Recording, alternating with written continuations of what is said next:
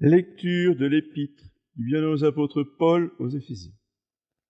Mes frères, à moi, le plus petit de tous les saints, a été départie cette grâce d'annoncer parmi les gentils les richesses incommensurables du Christ et de mettre en lumière devant tous le plan providentiel du mystère caché dès l'origine des siècles en Dieu, créateur de toutes choses, afin que les principautés et les puissances dans les cieux connaissent à la vue de l'Église la sagesse infiniment variée de Dieu, selon le dessein éternel qu'il a formé en Jésus-Christ notre Seigneur, en qui nous avons la hardiesse, par notre foi en lui, de nous approcher de Dieu avec confiance.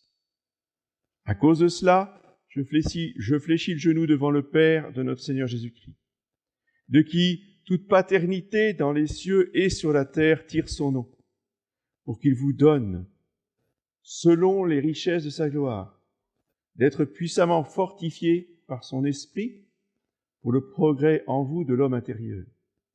Que le Christ habite dans vos cœurs par la foi, enraciné et fondé dans la charité. Puissiez-vous comprendre avec tous quelle est la largeur et la longueur, la hauteur et la profondeur, et connaître l'amour du Christ qui surpasse toute connaissance, de sorte que vous soyez remplis de toute la plénitude de Dieu.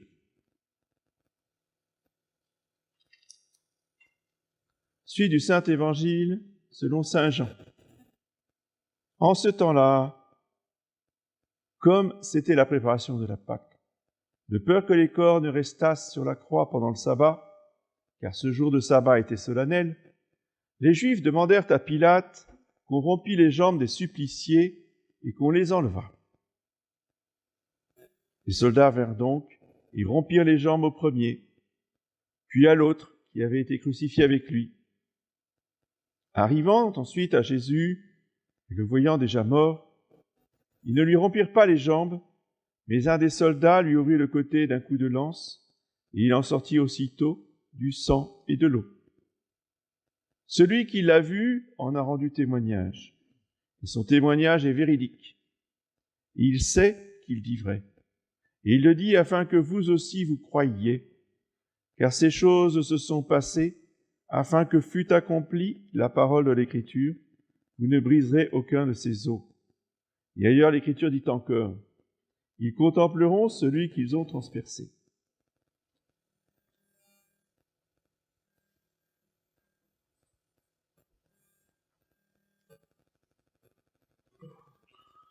Voici les annonces de la semaine. Donc aujourd'hui, solennité du Sacré-Cœur de Jésus. Lundi, dans l'octave du Sacré-Cœur. Mardi, Saint-Irénée. Mercredi 29, fête des Saint-Pierre et Saint-Paul. Jeudi 30, commémoration de Saint-Paul. Vendredi 1er juillet, fête du très précieux sang de notre Seigneur Jésus-Christ. Samedi 2 juillet, visitation de la Très Sainte Vierge Marie. Et dimanche prochain, 3 juillet, 4e dimanche après la Pentecôte. Donc les horaires comme d'habitude.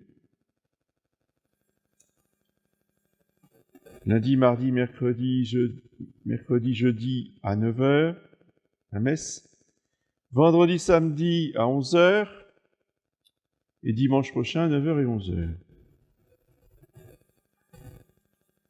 Donc, le chapelet à 18h30, Notre-Dame du Guillaudet, mercredi. Et samedi prochain, confession à partir de 17h.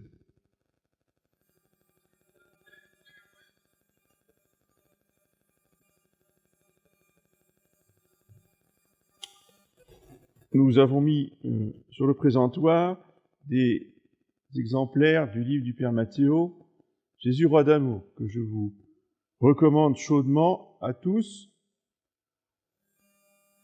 afin que les familles intronisent aussi le Sacré-Cœur.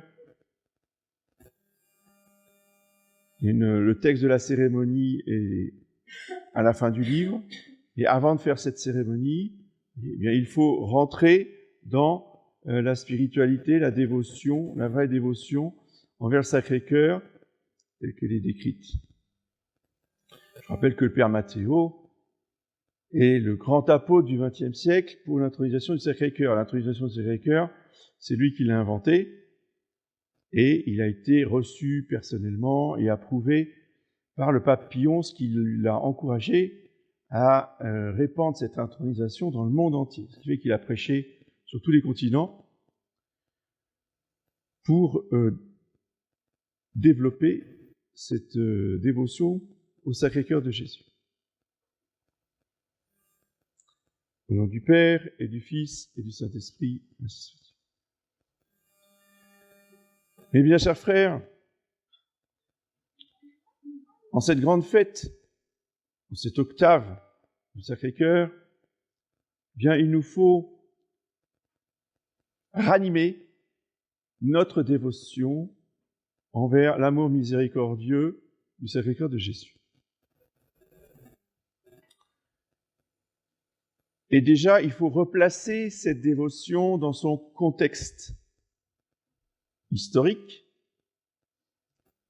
car nous avons tellement l'habitude, dans toutes les églises que nous visitons, de voir des statues ou des vitraux représentant le Sacré-Cœur de Jésus. C'est devenu quelque chose d'absolument commun, accepté. Dites-vous bien que quand cette statue est apparue, il y a eu une levée de boucliers, en France en particulier. On a fait la guerre à cette statue. Pour nous, c'est facile. Et pour les catholiques du XVIIe siècle, ce n'était pas facile. Vous voulez une image? C'est un peu comme le secret de la Salette. Vous comprenez? Là, vous voyez tout de suite. Eh oui. Pourquoi? Parce que les curés, les évêques jansénistes, et il y en avait beaucoup en France, étaient fous, furieux contre cette image et cette dévotion. Ils étaient laxistes, qui mettaient tout le monde au paradis.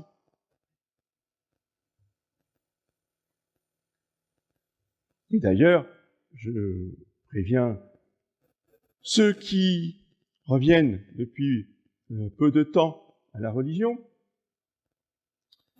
il se peut, si vous faites les brocantes, que vous trouviez, par exemple, des vieux crucifix.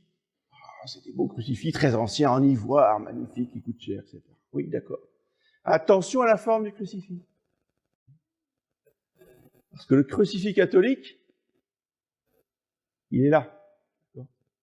Donc les bras sont à l'horizontale. D'accord ? Le crucifix janséniste, qui est furieux contre ce Christ-là, il a les bras en V, vers le haut. Ça, c'était la marque des crucifix jansénistes. Il faut le savoir. Si vous n'êtes pas au courant, je vais vous faire acheter ce genre de choses. C'est un crucifix hérétique. Pourquoi? Parce que les bras, comme ça, levés vers le ciel, ça veut dire que très très peu d'âmes catholiques pratiquantes, les autres sont forcément en enfer. Je veux dire, parmi les catholiques fervents pratiquants qui vont à la messe tous les dimanches, il y a très très très très peu d'élus qui vont au ciel. Donc la masse des catholiques va en enfer. Ça a été condamné évidemment par Rome. Le pape a excommunié tous ces gens-là. Et tous ces gens-là, c'est pas parce que ils se sont soumis qu'ils ont changé leur mentalité. Ils ont dit oui, très Saint-Père, bien sûr, très Saint-Père. Et on continue d'avoir la mentalité janséniste. Et cette mentalité janséniste a été tellement répandue en France qu'elle a pénétré dans beaucoup de familles. Alors qui ont mis, on va dire, de l'eau dans leur vin, d'accord? Mais quand même, vous voyez, il reste cette mentalité de dire, de toute façon, il n'y a qu'un tout petit nombre de gens parfaits, dont je fais partie, évidemment. Ça c'est le principe de base. Hein. Mais pour exclure les autres.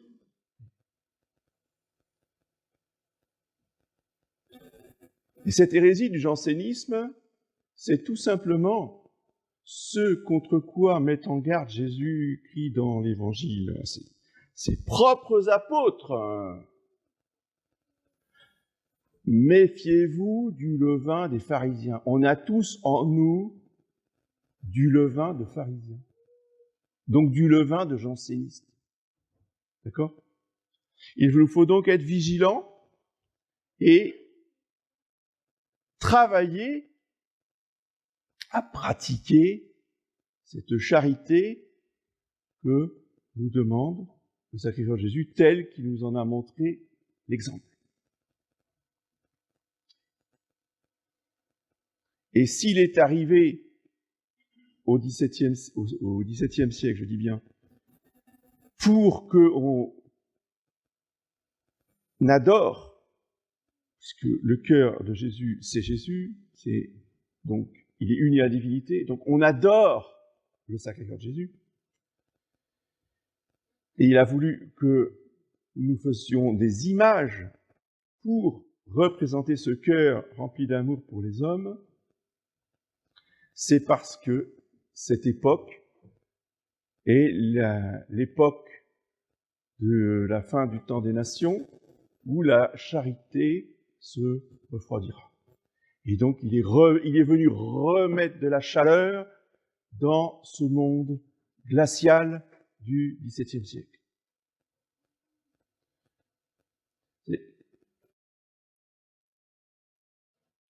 L'assaut général de l'enfer contre l'humanité, en particulier contre la chrétienté, c'est XVIe siècle, c'est un siècle avant.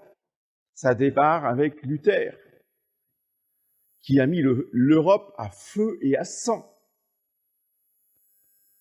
Entre Luther, Zwingli, Calvin, Henri VIII, l'Europe est dévastée par la haine, la destruction, la mort de tous les catholiques romains. On parle des grandes persécutions des empereurs, mais il y a aussi la grande persécution des princes protestants. C'était absolument effroyable.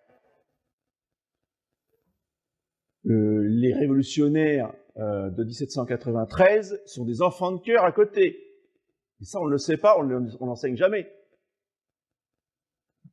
Je vous recommande la petite brochure de Michel Ferretti sur les Huguenots en France.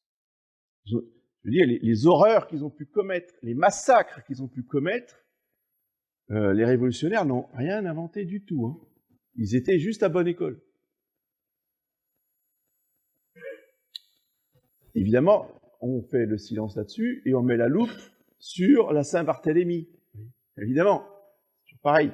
Quand on se défend, on ne va jamais chercher pourquoi on se défend. Et ça commence à l'école. Hein. Vous tapez celui qui vous embête, qui vous harcèle depuis des semaines, et qui se fait punir, c'est celui qui s'est fait prendre à taper pour se défendre. Toujours pareil. Mais il faut assumer. Hein. C'est pas pour ça qu'il ne faut pas se défendre. Donc, on assume la Saint-Barthélemy et on réagit contre cet assaut général de l'enfer, contre l'amour de Dieu et l'amour de l'Église, l'amour du prochain. Le Sacré-Cœur de Jésus vient pour être aimé des hommes.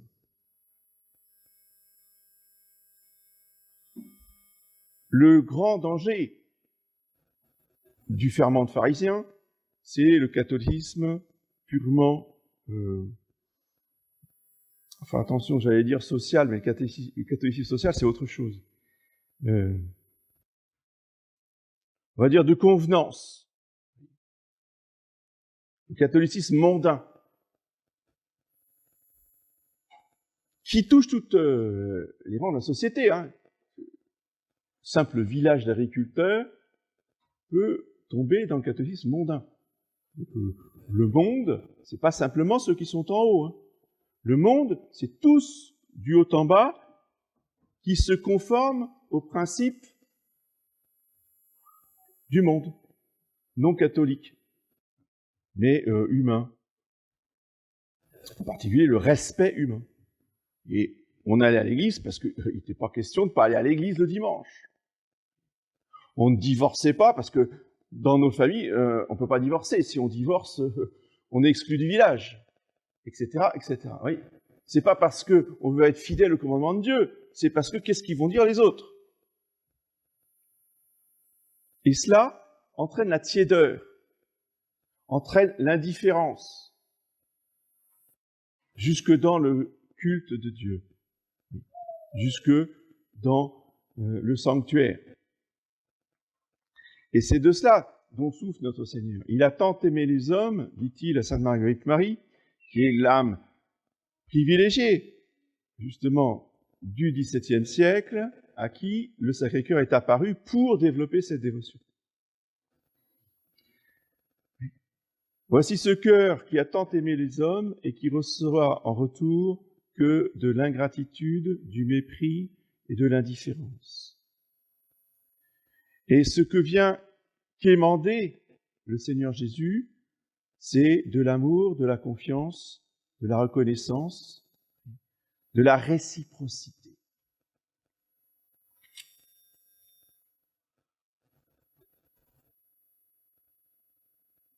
Qu'on ne se contente pas de lire sa messe le dimanche, et encore, j'ai l'impression que c'est un exploit d'avoir un missel et de lire sa messe, et être très dur, bon, mais on est très loin du compte. C'est déjà bien, il faut déjà commencer par là. Si on ne lit pas sa messe dans son missel, comment voulez-vous méditer les textes qu'il y a dans la liturgie? Parce qu'on reçoit des lumières, vous savez, le Saint-Esprit, il éclaire, même pas dans la messe. Quand on lit les textes, on dit « Ah oui, voilà ». En même temps qu'on le lit, le Saint-Esprit nous enseigne certaines choses par rapport à notre vie, par rapport au mystère qui est développé pendant la messe. Donc déjà, il faut lire sa messe dans son missel, mais beaucoup plus. Après, il faut aimer le Sacré-Cœur de Jésus, il faut aimer la Sainte Trinité, et plus que tout, il faut réparer. Réparer les péchés qu'on a commis, réparer nos indifférences, nos tiédeurs, par de la ferveur, par un amour fervent. Et une chose évidente, quand on le dit, mais qu'on oublie souvent, c'est de donner son cœur au Sacré-Cœur de Jésus. Il réclame qu'une chose de nous, la principale, mon fils, ma fille, donne-moi ton cœur. Tant que ce n'est pas fait, il ne peut rien se passer. Rien se passer de sérieux, de transformation, de progrès. Ce qui va se passer, c'est que notre Seigneur va revenir, il va reposer la question, il va refrapper à la porte de notre cœur. Mais il ne se passera rien d'autre. Tant que nous, on n'aura pas ouvert la porte et qu'on n'aura pas donné notre cœur.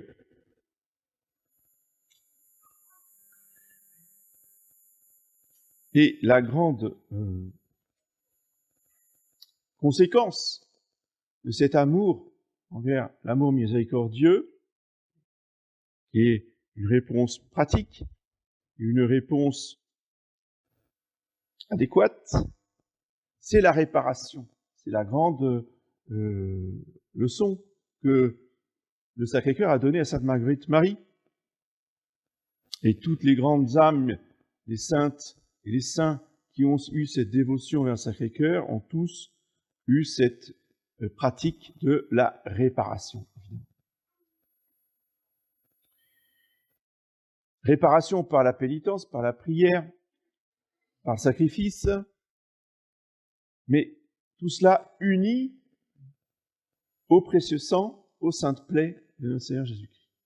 c'est l'offrande du précieux sang que nous allons fêter justement cette semaine, qui console véritablement, efficacement, le Sacré-Cœur de Jésus, parce qu'il n'y a que le précieux sang qui peut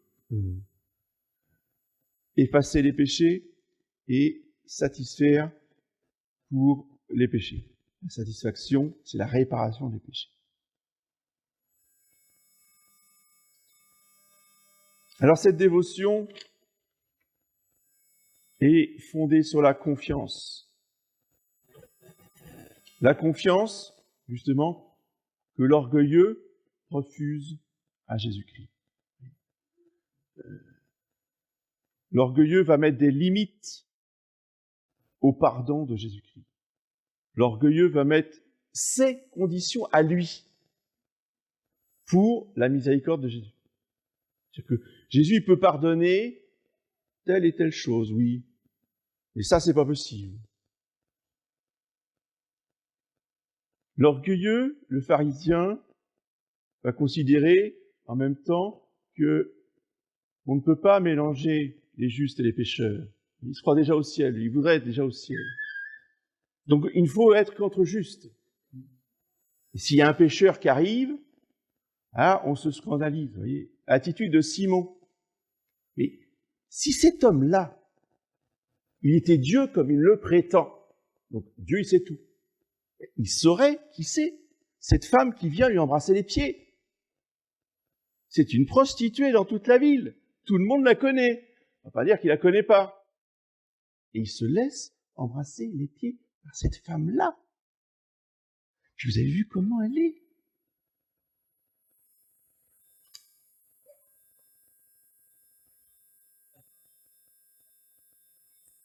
Apprenons du Sacré-Cœur de Jésus.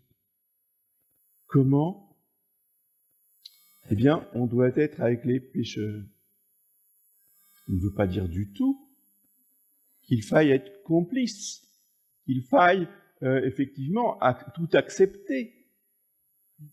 On n'accepte pas tout, mais on sait être patient, on sait être pédagogique pour justement faire progresser les gens, pour faire progresser. Parce qu'entre la Marie-Madeleine chez Simon et la Marie-Madeleine qui était à la Sainte-Baume, dans sa grotte de pénitente, il y a une distance évidemment énorme. Il fallait juste lui laisser le temps à Sainte Marie-Madeleine d'arriver à la plus haute sainteté. On ne fait pas grandir les plantes en tirant dessus. Vous voyez ce que je dis? Il faut attendre que la plante, elle pousse. Et donc, il faut de la patience.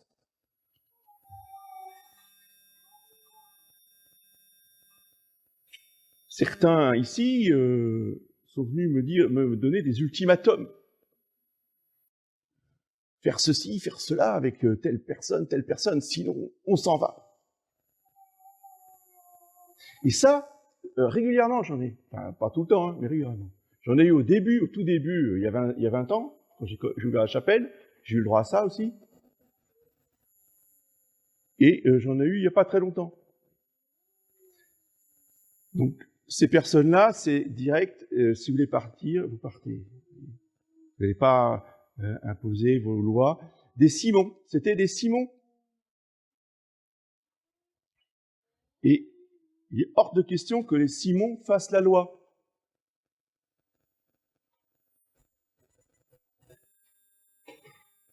Ça demande aussi de votre part, à vous,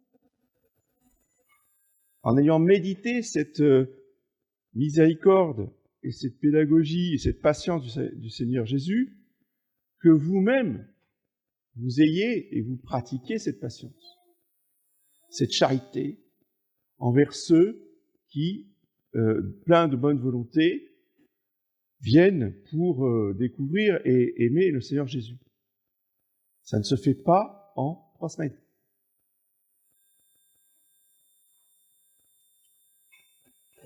Et je ne peux pas, moi-même, tout seul, y arriver si vous ne m'aidez pas.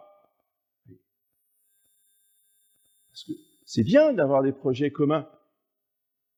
Tant mieux. Au contraire, j'applaudis et j'encourage. Et je veux accompagner. Et si, dans ces projets communs, vous commencez à jouer les Simons, pharisiens, vous allez voir, ça ne va pas durer longtemps. Je vous le promets. Il faut donc supplier le Sacré-Cœur de Jésus de remplir nos cœurs de sa charité, afin que nous pratiquions les uns envers les autres cette véritable charité que le Sacré-Cœur attend de nous. Et de jamais oublier cette phrase de Seigneur Jésus, « Ce que vous faites au plus petit d'entre les miens, c'est à moi que vous le faites. » Alors, avant de partir en guerre contre l'un ou contre l'autre, on se rappelle que, attention, parce que c'est le Seigneur Jésus contre qui je vais partir en guerre. Oui. Donc, il faut régler notre attitude, si vous voulez, sur celle de notre Seigneur Jésus-Christ, ce qui ne veut pas dire qu'il n'y a pas des conflits à régler ou des problèmes à éclaircir ou à solutionner. Mais dans ces cas-là, si vous voulez, on prie avant le Sacré-Cœur Jésus, on prie avant les saints anges gardiens pour qu'ils nous aident, l'ange gardien de la personne, notre ange gardien à nous, pour que les choses se passent avec le plus de paix et de justice possible. Cela demande évidemment deux autres qualités qui sont les caractéristiques de cette dévotion, l'humilité et la simplicité. L'humilité parce qu'on se rappelle qui nous sommes, on se rappelle qui nous avons été,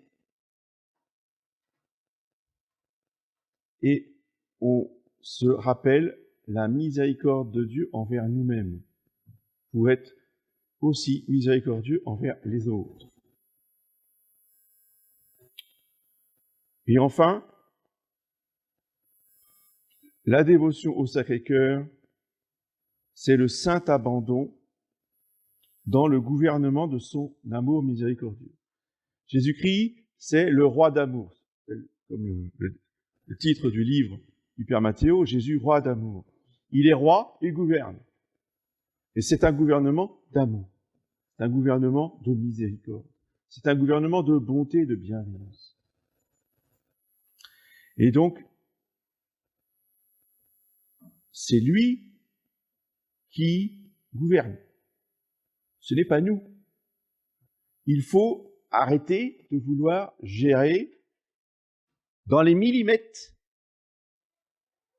à la virgule, à la minute, il y en a même certains, c'est à la seconde, nos vies et celles des autres. Lâcher prise.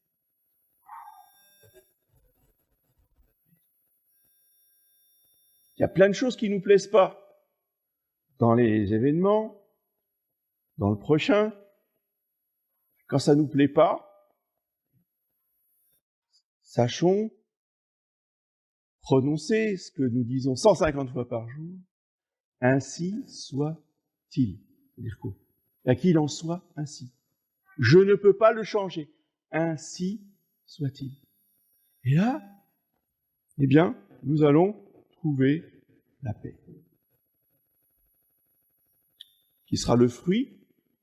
Alors, le lâcher-prise, c'est une autre façon de parler du renoncement. Je renonce à ma volonté. Je renonce à ma façon de voir. Et j'accepte et j'offre bien les souffrances, les contrariétés que cela entraîne pour moi. C'est-à-dire, je prends le joug du Seigneur, qui est sa croix,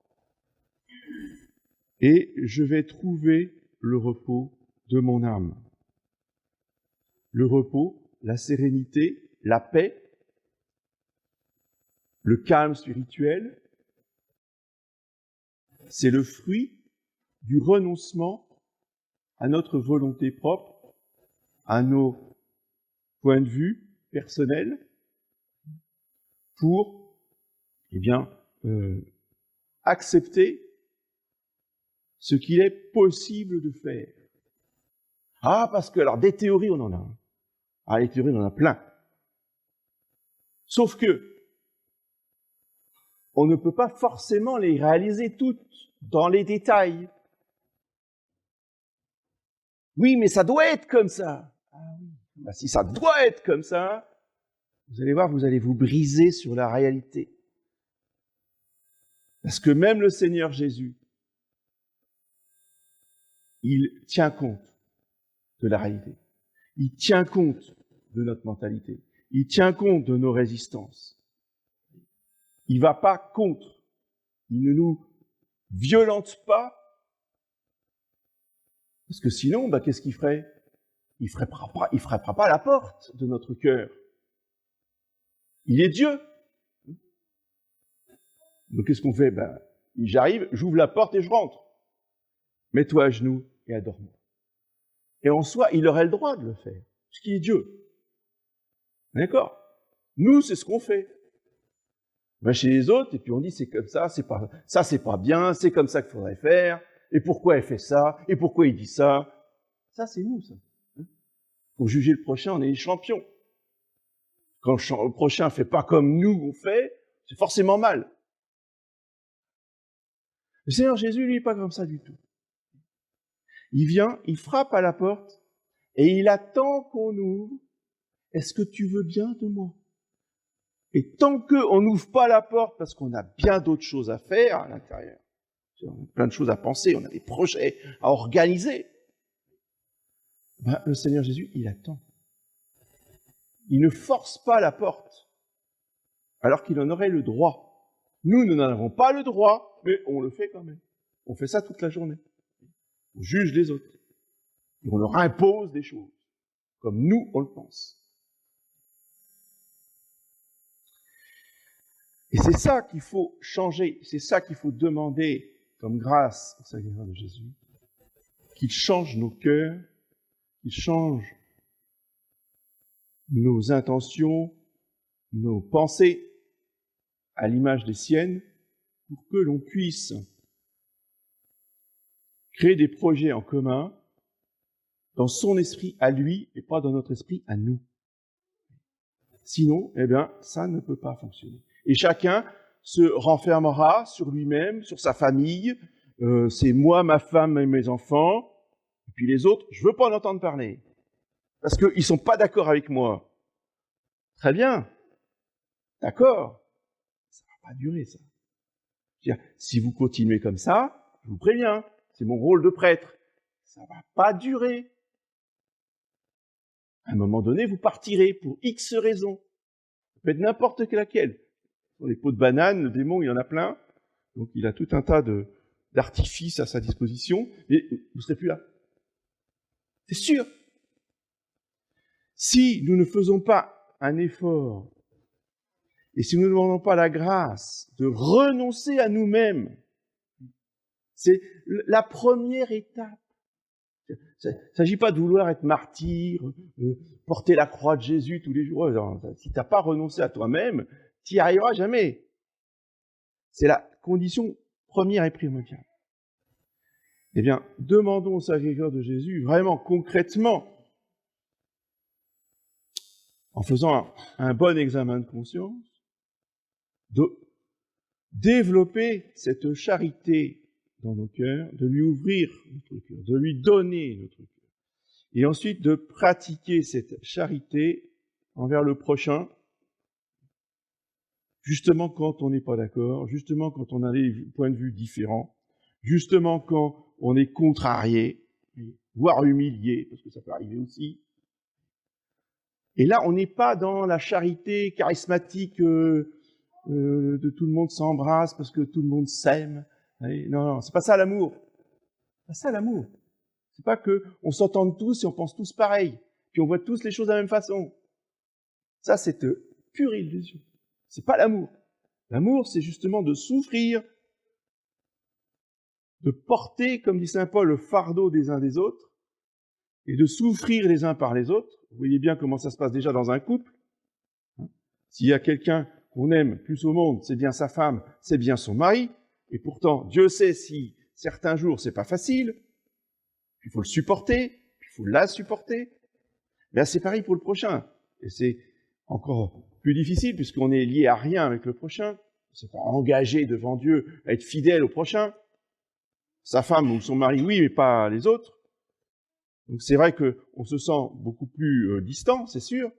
Mais c'est pas pour autant qu'il faut pas faire des efforts pour se supporter les uns les autres, pour se pardonner les uns les autres, afin de pouvoir créer quelque chose en commun.